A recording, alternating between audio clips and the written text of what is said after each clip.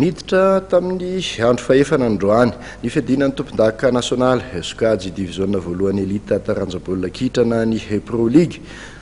Anisan'ny vokatra nisongadina androany teny amin'ny LGK Plus Stadium teny amin'ny bypass teny nandresen'ny ekipan'ny LGK Plus tamin'ny Saronoray ny 3FB Tuliara avy any Atsimo andrefana. Tetsakilan'izay dia nanamafy ny larana voalohany vonjomaika misy azy ny ekipan'ny Knapsa Sport avy any Itasy rehefa nanamotsana ny ekipan'ny Club M avy any Analanjoroa tany amin'ny kianja munisipaly Tomasina tany tao anatin'ity andro fahefatry ny Pro League ity.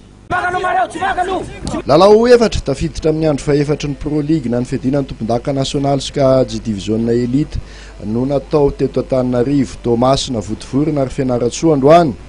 Tetsy amin'ny LGK Plus Stadium aloha dia navita nanarina ny tsy fahombiazany teo amin'ny andro faharoa sy fahatelo ny ekipan'ny LGK Analamanga rehefa nandresy ny ekipan'ny 3FB Tuliara Atsimo andrefana tamin'ny Saronoray.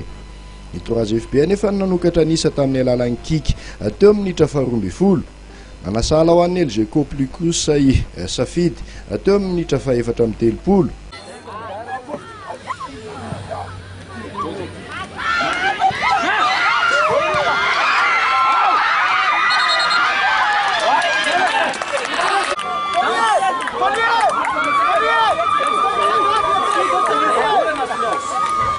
Anarak'izay dia tamin'ny alalan'ny coup franc tsarapetraka no dakany edikely teo amin'ny minitra fahavalo amby fitopolo no nibatan'ny LGK Plus ny fandreseny.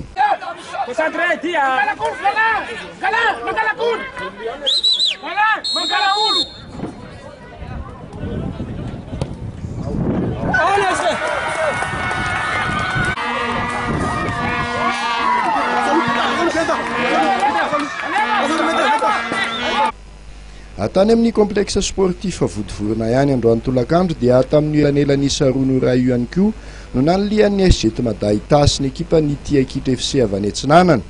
Torak'izany koa tamin'ny Fianaratsoa dia resin'ny Kosfa Analamanga tamin'ny Saronoray teo amin'ny kianjana Pasambazaha ekipan'ny Zanakala FC Matsiatrambony.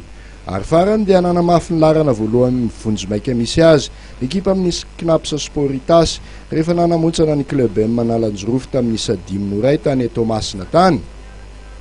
Rapitso alatsinainy moa no anaovana ny lalao fahadimy eo anan'ny SD Analamanga sy ny Ajesay Abongilava etsy amin'ny kianjany Mahamasina.